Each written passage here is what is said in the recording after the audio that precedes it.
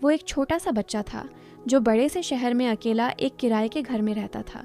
वो रोज सुबह अपने लिए खुद नाश्ता बनाता, न्यूज़पेपर पढ़ता, अपने घर के सारे काम वो खुद ही करता था और यहाँ तक कि वो स्कूल भी खुद से तैयार होकर जाया करता था। अब जिस दिन वो अपने अपार्टमेंट में पहली बार आया, उसने बहुत सारे टिश्यू पेपर्स के बॉक्स खरीदे और अपने हर पड़ोसी को एक एक बॉक्स गिफ्ट के तौर पर देता गया। अब साथ में रहने वाले शिन को जब उसने टिश्यू पेपर का बॉक्स दिया तो शिन ने उससे पूछा कि उसके पेरेंट्स कहाँ हैं, मगर उस छोटे लड़के ने सिर्फ इतना कहा कि साथ वाला घर मैंने खुद किराए पर लिया हुआ है। ये कहकर वो वहाँ से चला गया। शिन वापस अपने कमरे में लेटकर यही सोच रहा था कि ये बच्चा इतना बड़ों जैसा बिहेव क्यों कर रहा है। इतने में उसके घर की घंटी एक बार फिर से बजती है। बाहर वही लड़का खड़ा था। वो शिन से पूछता है कि उसके घर में बाथ टब नहीं है तो क्या यहाँ करीब कोई बाथ हाउस है जहाँ वो नहा सके। शिन ने उसे एक कार्ड दिखाया और बताया कि यहाँ करीब ही एक बाथ हाउस है, क्योंकि शिन के घर में भी बाथ टब नहीं था। वो लड़का शिन का थैंक्स कहकर बाथ हाउस की तरफ नहाने चल पड़ता है। वापस आकर शिन टीवी ऑन करता है जिस पर न्यूज़ में एक बच्ची की किडनैपिंग की खबर दिखाई जा रही थी। शिन देखता है कि काफ़ी रात हो चुकी है और उसको उस बच्चे की फिक्र होने लगती है। वो फौरन अपना नहाने का सामान उठाकर उसके पीछे भागता है और उसे बाथ हाउस में पा लेता है। शिन उसे ये नहीं बताना चाहता था कि उसे लड़के की फिक्र थी। वो बस बहाना बनाता है कि आज उसे भी नहाना था। अब नहाते हुए उस लड़के की आंखों में साबुन का झाग लग जाता है और उसकी आंखों से आंसू निकलते हैं। ये देखकर शिन नहाने में उसकी मदद करता है। वो लड़का आराम से अपने आप से बोल रहा था कि काफ़ी दिनों बाद किसी ने नहाते हुए उसकी हेल्प की। ये सुनकर शिन ने कोई रिप्लाई नहीं दिया। वापसी में वो लड़का शिन को थैंक्स कहता है और अपना नाम कातारो बताता है और वो 5 साल का था। लेकिन जब बात उसके माँ बाप की कि वो कहाँ हैं, तो कातारो ज्यादा कुछ कहना नहीं चाहता था और चुप हो गया। शिन ने सोचा शायद कातारो बहुत दुखी है, इसलिए उसने उसे बताया कि मेरे माँ बाप भी काफी टाइम पहले इस दुनिया से चले गए थे और वो भी अकेला ही रहता था। शिन ने पूछा क्या कातारो कभी अलोन महसूस करता है। कातारो ने जवाब नहीं दिया तो शिन ने ज्यादा जबरदस्ती नहीं की। वो जानता था कि तन्हाई महसूस करने वाले लोगों के अपने कुछ राज होते हैं जो वो किसी को नहीं बताते। उस दिन के बाद शिन ने जिम्मेदारी से कातारो की देखभाल करने का फैसला किया। कातारो जहाँ भी जाता शिन चुपके से उसके पीछे पीछे चलता, लेकिन कातारो को ये बात ज्यादा पसंद नहीं आई।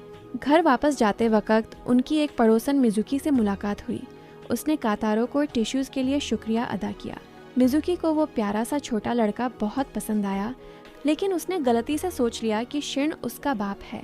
शिन ने जल्दी से समझाया कि वो बस पड़ोसी हैं। अगले दिन कातारो और शिन कचरा फेंकने गए। अचानक उन्होंने मिजुकी को जमीन पर लेटा हुआ पाया, बिल्कुल स्टिल जैसे वो मर गई हो। दोनों दौड़कर वहां पहुंचे तो उन्हें पता चला कि वो बस नशे में बेहोश थी। उसकी आंखें लाल और सूजी हुई थीं, जैसे किसी बात ने उसे बहुत दुखी किया हो। कातारो ने अचानक मुड़कर दौड़ना शुरू कर दिया, ये कहते हुए कि उसे उसके लिए कुछ ठंडा लाना है, लेकिन जल्दी में उसे एक पत्थर से टक्कर लग गई। उसने बिल्कुल भी नहीं रोया। उसने बस फिर से उठ खड़ा हुआ और दौड़ना जारी रखा। कातारो मिजुकी के लिए एक बोतल ठंडा पानी लाया था, उसे कहते हुए कि वो इसे अपनी आंखों पर थोड़ी देर रखे क्योंकि रोने के बाद ठंडे कंप्रेस से सूजन कम होती है। मिजुकी ने जल्दी से इनकार कर दिया, ये कहते हुए कि उसकी आंखें सिर्फ इसीलिए लाल हैं क्योंकि उसने बहुत ज़्यादा नशे वाला पानी पी लिया था। लेकिन कातारो ने कहा तुम रो भी दो, तब भी मैं तुम्हें पसंद करना बंद नहीं करूँगा, क्योंकि रोना कोई गलत बात नहीं है। मिजुकी एक पल के लिए ठहर सी गई। वो सोच भी नहीं पा रही थी कि कातारो ने ऐसा क्या देखा होगा जो उसे इतनी समझदारी वाली बात कहने पर मजबूर कर रहा था। मिजुकी के घर से निकलने के बाद शिन ने कातारो से पूछा कि उसे कैसे पता चला कि ठंडे कंप्रेस से आंखों की सूजन कम होती है। कातारो ने चैन से जवाब दिया कि उसने बड़े लोगों को रोते हुए पहले भी देखा था और वो लोग ऐसा ही करते थे। अगले दिन कातारो अपने दरवाजे के बाहर का एरिया साफ कर रहा था। कबूतर की बीट को रगड़कर साफ करते वक्त वो फिसल गया और जोर से गिर गया। उसके दोनों पैरों में चोट आ गई। दर्द बहुत था, लेकिन फिर भी उसने खुद को समझाया कि सब ठीक है। उसने अपनी फर्स्ट एड किट खोली और खुद ही अपने जख्म का इलाज करने की कोशिश की। बाद में वो फिर से शिन के अपार्टमेंट पर आ गया। उसने फखर के साथ अपना स्ट्रांग होना दिखाया, ये कहते हुए कि वो पहले गिर गया था, लेकिन उसने एक आंसू तक नहीं बहाया और दर्द के बावजूद उसने अपने जख्म को बैंडेज भी कर दिया। कातारो ने शिन को ये भी बताया कि पहले भी वो गिरता था और तब वो अपने आप बैंडेज ठीक से नहीं लगा पाता था, लेकिन अब वो खुद बैंडेज लगा सकता है। कातारो ने उससे पूछा, क्या इसका मतलब ये है कि वो बड़ा हो गया है और अब बड़े लोगों को परेशान नहीं करेगा? शिन को समझ नहीं आया कि वो क्या जवाब दे। उसने बस अपने आर्ट मार्कर्स उठाए और कातारो की बैंडेज पर उसका पसंदीदा कार्टून कैरेक्टर बनाया। ये पहला मौका था जब शिन ने कातारो को मुस्कुराते हुए देखा। वो बिल्कुल एक नॉर्मल बच्चे की तरह खुश दिख रहा था। ये देखकर कि शिन उसे देख रहा है, कातारो ने अपनी मुस्कुराहट तुरंत वापस छुपा ली। वो कभी नहीं चाहता था कि कोई उसे छोटा बच्चा समझे। तभी डोरबेल बजती है। वो नीचे से तमरू था। उसे भी कोटारो बहुत पसंद था, लेकिन कोटारो उसे बिल्कुल पसंद नहीं करता था। कोटारो को उसे दूर धकेलते देखकर तमरू ने अपने बैग से एक प्लश टॉय निकाला। वो कोटारो का फेवरेट कार्टून कैरेक्टर था। जब कोटारो ने गिफ्ट एक्सेप्ट किया, तमरू बहुत खुश दिखा, लेकिन जब कोटारो ने उससे पूछा वो उसे टॉय क्यों दे रहा है, तमरू ने अचानक अपना सिर नीचे कर लिया। उसने कोटारो को बताया कि टॉय असल में उसके अपने बेटे के लिए था, लेकिन उसका बेटा उसके आसपास रहना पसंद नहीं करता, तो उसने सोचा वो इसे कोटारो को दे देगा। कोटारो ने तुरंत टॉय उसे वापस कर दिया और कहा कि वो उसके बेटे की रिप्लेसमेंट नहीं है। कोटारो को तमरू का बिहेवियर एक धोखे की तरह लगा और उसे धोखे और झूठ से सबसे ज्यादा नफरत थी। उसके शब्दों ने तमरू को हैरान कर दिया। उसने कभी नहीं सोचा था कि इतनी छोटी सी चीज कोटारो के दिल को दुखा सकती है। घर जाते वक्त कोटारो ने शिन की बैंडेज पर बनाई ड्राइंग को देखा, तो उसने शिन से पूछा कि उसने ये क्यों ड्रॉ किया। क्या उसका भी कोई खास मकसद था? क्या ये भी झूठ का हिस्सा था? लेकिन शिन ने उसे समझाया कि उसने ये ड्राइंग खास तौर पर सिर्फ कोटारो के लिए ही बनाई थी, इसलिए कोटारो पहले स्माइल किया था। ये सुनकर कोटारो ने कहा, तो ये झूठ नहीं था, और ये कहकर अपने कमरे में भाग गया। कोई नहीं जानता था उसकी पहले की जिंदगी कैसी थी, लेकिन शिन की ड्राइंग कुछ ऐसी थी जो उसे सच में पसंद थी। अगली सुबह कोटारो ने अपनी स्कूल की टोपी पहनी और बाहर जाने की तैयारी की। शिन को उसकी अकेले जाने की फिक्र हुई और उसने उसके साथ जाने की ऑफर की, लेकिन कोटारो ने उसे सीधे रिजेक्ट कर दिया। इससे उनकी पहली लड़ाई हुई। मायूस होकर शिन अपने कमरे में वापस चला गया। कोटारो अकेला निकल गया। जल्दी ही वो अपने किंडरगार्टन पहुंचा। दूसरे बच्चों की माएं उन्हें लेकर आई थीं, लेकिन कोटारो अकेला आया था। टीचर कोटारो को अकेला आते देखकर सरप्राइज्ड हुई, लेकिन कोटारो ने कहा कि एक सिंपल ओपनिंग सेरेमनी कुछ ऐसी चीज है जो वो अकेले हैंडल कर सकता है। हर बच्चे के पास उनका पेरेंट था जो उनका नेम टैग लगाता। कोटारो हमेशा की तरह अपना नेम टैग लगाने में फेल होता रहा, लेकिन उसने दिखाया जैसे उसे परवाह नहीं। तभी तमरू कोटारो को ढूंढने आया, पहले हुई बात के लिए माफी मांगने, लेकिन कोटारो अपार्टमेंट पर नहीं था। जब तमरू को पता चला शिन ने कोटारो को अकेले बाहर जाने दिया, वो शिन पर गुस्सा हो गया। तो कोटारो के पड़ोसी गेस करने लगे कि कोटारो कहाँ गया होगा। जब शिन ने दूसरे बच्चों को कोटारो जैसी टोपी पहने देखा, उसे फाइनली आइडिया हुआ कि कोटारो पास वाले किंडरगार्टन गया होगा। वो उसे ढूंढने के लिए निकले। किंडरगार्टन में क्योंकि ओपनिंग सेरेमनी थी, बाकी सब बच्चों के पास उनके पेरेंट्स थे। सिर्फ कोटारो वहाँ अकेला बैठा था। उसे जलन हुई, लेकिन खुद से कहता रहा स्ट्रांग रहने को। तभी शिन भागता हुआ आया, जोर से हाँफता हुआ। उसने कोटारो को बताया कि उसे टफ एक्ट करने की ज़रूरत नहीं, आखिर वो अभी भी सिर्फ एक बच्चा है। तमरू भी जल्दी से आया और माफ़ी मांगी, ये कहते हुए कि उसे कोटारो को अपने बेटे के लिए ली हुई गिफ्ट नहीं देनी चाहिए थी। मिजुकी भी वहाँ आ गई, उसके लिए एक प्रेजेंट हाथ में लिए, और उस पल कोटारो ने एक अजीब सी खुशी फील की, क्योंकि उसके पास भी अब पेरेंट्स थे। उस शाम घर वापस आकर शिन ने जानबूझकर अपना बिस्तर कोटारो के घर की दीवार के पास लगा दिया, क्योंकि वो जानता था कि बगल से शिन के खर्राटे सुनकर कोटारो को बिना किसी डर के सुकून की नींद आएगी कि शिन उसके करीब ही है। उस दिन के बाद अपार्टमेंट बिल्डिंग में सभी कोटारो की अपने आप देखभाल करने लगे। वह फाइनली अब अकेला नहीं था, लेकिन कभी कभी वो अभी भी अपनी माँ के बारे में सोचता और खुद के उस केयर फ्री वर्जन के बारे में जब उसकी माँ उसके साथ हुआ करती थी। कोटारो अपने पड़ोसियों की केयर में अच्छे से रहता था, लेकिन उसके पैसों का सोर्स हमेशा एक मिस्ट्री था। एक दिन मिजुकी और शिन कोटारो को पार्क ले गए। उन्होंने बहुत सारी फोटोज ली, लेकिन पूरे दिन की मस्ती के बाद उन्होंने नोटिस किया कि कोटारो हमेशा पिक्चर्स में अपना चेहरा कवर करता है। उन्हें अजीब लगा और उन्होंने उससे पूछा वो ऐसा क्यों करता है। कोटारो ने जवाब नहीं दिया, वो बस एक सोच में खो गया। उसके बाप को सिवियर एंगर डिसऑर्डर था। जब वो भड़कता, वो अपनी इमोशंस कंट्रोल नहीं कर पाता था। जब कोटारो ऑर्फनेज में था, उसकी फ़ोटो ऑनलाइन पोस्ट हुई थी। उसके बाप ने उस पिक्चर की वजह से ऑर्फनेज ढूंढ लिया और कोटारो को वहाँ से ले जाने की कोशिश में वहाँ बड़ा फसाद किया था।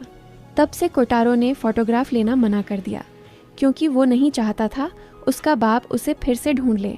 हर हफ्ते कोटारो को एक लॉ फर्म के वकील से रहने के लिए कुछ पैसे मिलते थे। उसकी वकील आयानो हमेशा उसे कहती थी कि पैसा काइंड डोनर्स से आता है। हर बार जब उसे पैसा मिलता, कोटारो इन दाताओं को थैंक यू करने के लिए एक शो करता, लेकिन उसे सच्चाई नहीं पता थी। पैसा असल में उसकी मरी हुई माँ के इंश्योरेंस पे आउट से आता है।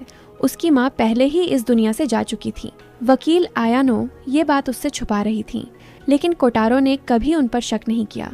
वो यकीन करता था कि उसकी माँ किसी दिन उसे ढूंढने जरूर आएगी। और कोटारो के ऑर्फनेज छोड़ने और अकेले रहने की वजह थी खुद को स्ट्रांग बनाना।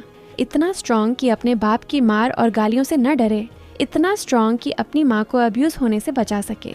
वो यकीन करता था कि एक बार वो स्ट्रांग बन गया तो वो अपने बाप के पास वापस जा सकता है, क्योंकि वो जानता था उसका बाप सच में बुरा इंसान नहीं था। जब उसके बाप को गुस्से की बीमारी नहीं होती थी, वो सच में कोटारो की परवाह करता था। जब भी बारिश होती, उसके बाप के कंधे हमेशा भीगे होते थे, क्योंकि छाता कोटारो को पूरी तरह कवर करने के लिए झुका होता था।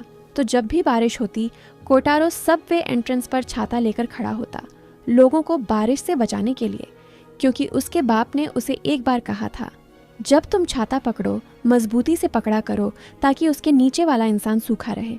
अगर तुम्हारा कंधा भीग गया, इसका मतलब तुमने नीचे वाले को भीगने नहीं दिया। शिन एक मांगा आर्टिस्ट का काम करता था।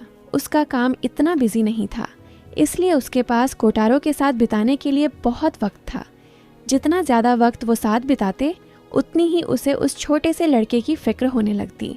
एक दिन वो दोनों सुपरमार्केट पर रोज़ाना की चीज़ें खरीदने गए, लेकिन कोटारो हमेशा महंगे टिश्यूज़ खरीदने पर जोर देता। वो उनमें इस्तेमाल होने वाले इंग्रेडिएंट्स के मामले में बहुत खास था।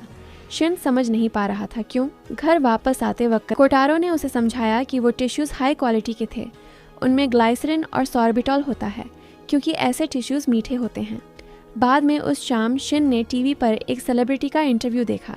स्क्रीन पर जो आदमी था, उसने कहा जब वो छोटा था उसके माँ बाप हमेशा बिजी रहते थे और घर पर नहीं आते थे, इसलिए जब भी उसे भूख लगती वो पेट भरने के लिए टिश्यूज़ खाया करता था, और हाई क्वालिटी टिश्यूज़ हमेशा मीठे होते थे। शिन के दिल में अचानक दर्द सा उठा। उसे आखिर समझ आ गया कि कोटारो ने क्या मतलब निकाला था जब उसने कहा था कि टिश्यूज़ मीठे होते हैं। वो सोच भी नहीं पा रहा था कि 5 साल के कोटारो ने कैसे दर्दनाक दिन झेले होंगे। शिन ने ठान लिया कि जितने दिन भी कोटारो उसके साथ रहेगा, उसे फिर कभी टिश्यूज़ नहीं खाने पड़ेंगे। इसलिए अगली बार जब वो सुपरमार्केट गए, शिन ने कोटारो को सस्ते टिश्यूज़ वन खरीदने को कहा, क्योंकि कोटारो को अब शिन के होते हुए कभी भूखा नहीं रहना पड़ेगा और उसे अब खाने के लिए टिश्यूज़ की कभी ज़रूरत नहीं पड़ेगी। तब जाकर कोटारो को एहसास हुआ कि बिना खबर लिए उसे अपने पड़ोसियों की देखभाल मिल चुकी थी और वो अब खुद के लिए खाना बनाना भी सीख चुका था। वो बस दर्दनाक यादों के जाल में फंसा हुआ था, जिसके कारण महंगे टिश्यूज़ खरीदना उसकी एक आम आदत बन चुकी थी। जब बाकी पड़ोसियों को कोटारो के पास्ट के बारे में पता चला, तो वो सब उसी शाम उसकी जगह पर पहुंच गए। उन्होंने साथ मिलकर रात का खाना खाया। कोटारो खाने की टेबल पर उन तीनों को देखता रहा, क्योंकि अब खाने की टेबल पर पहले से ज्यादा खुशी का माहौल था। उसी दिन से शिन कोटारो के लिए एक बाप जैसा बन गया। कोटारो के दादा दादी के मेमोरियल के दिन कोटारो ने शिन से कहा कि वो उनकी कब्र पर जाने में उसका साथ दे। अपनी दादी की कब्र पर पहुंचकर कोटारो ने आहिस्ते से उनकी कब्र को साफ करना शुरू किया, लेकिन शिन ने अचानक देखा कि उस पत्थर पर 3 नाम लिखे हुए थे।